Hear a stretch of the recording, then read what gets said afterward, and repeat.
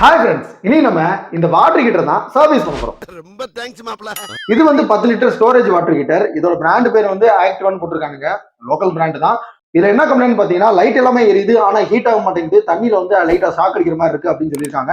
சரி வாங்க என்னன்னு பார்க்கலாம். நீங்க மறக்காம சேனலை சப்ஸ்கிரைப் பண்ணிருங்க. ஓகே, கவர் எல்லாம் கழட்டியாச்சு. ஸோ வந்து லைட்டிங் எல்லாம் எரியுது, ஹீட் ஆகுறதும் பிரச்சனை அப்படின்றதுனால நம்ம கம்ப்ளைண்ட் எலமெண்ட் மட்டும் தான் பார்க்கணும்.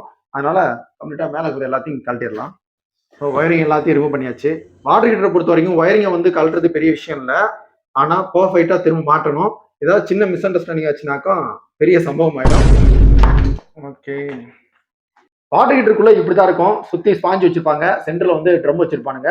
இந்த ஸ்பாஞ்செலாம் ஏன் கொடுத்துருக்காங்க அப்படின்னா, இந்த டேங்க்ல இருக்கிற ஹீட் வந்து வெளியேற விடாம அப்படியே தக்க வச்சுக்கிறதுக்காக. சுற்றி இருக்கிற இந்த எல்லா நட்டுமே கழட்டணும். கழட்டினாதான் அந்த எலமெண்ட்டை ரிமூவ் பண்ண முடியும். ஸோ கழட்டிடலாம். இப்போ நம்ம ரிமூவ் பண்ண போகிறோம். என்ன எழவி அது எலமெண்ட் பயங்கரமா டேமேஜ் ஆயிருக்கு. இந்த மாதிரி இருந்தா ஷாக் அடிக்காம என்ன பண்ணும்? நல்ல வேலை வேற எது பிரச்சனையும் நடக்கல, அது வரைக்கும் சந்தோஷம் தான்.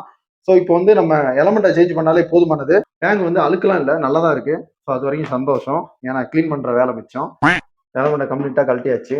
வாங்கிட்டு வந்துடலாம். வாங்கிட்டு வந்துட்டு மறுபடியும் அசம்பிள் பண்ணிடலாம். 1 hour later. நண்பர்களே, எலமெண்ட் வாங்கியாச்சு. ஸோ இதான் அது. இது பழசு. இப்படி இருந்ததுதான் இப்படி ஆயிடுச்சு. இதை இப்ப நம்ம இன்ஸ்டால் பண்ண போறோம். எலமெண்ட் வந்து நம்ம இன்ஸ்டால் பண்ணியாச்சு. இப்ப என்ன பண்ண போறோம் அப்படின்னா, இதை நம்ம ட்ரம்ல செட் பண்ண போறோம். ஓகே, இப்ப நம்ம பர்ஃபெக்டா நம்ம வந்து செட் பண்ணிட்டோம். நண்பர்களே, எல்லா நட்டையும் நல்லா வலுவா டைட் பண்ணி வச்சாச்சு.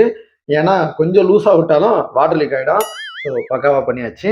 இப்ப என்ன பண்ண போறோம் அப்படின்னா, மேல இந்த கவரை போட்டுட்டு அப்படியே வயரிங் செட்டப்லாம் பண்ணணும். ஓகே, மேல அந்த கவரை செட் பண்ணியாச்சு. இப்போ வயரிங் கனெக்ஷன் எல்லாத்தையும் கொடுத்துடலாம். ஓகே, ஒயர்ல எல்லாம் பக்காவா கொடுத்தாச்சு. இப்போ நம்ம செக் பண்ணி பார்க்கணும். ஓகே, சூப்பர், எல்லாம் பர்ஃபெக்டா இருக்கு. நண்பர்களே, எல்லாத்தையும் பக்காவா மாட்டியாச்சு. ஸோ இப்போ ஆன் பண்ணி செக் பண்ணிடலாம்.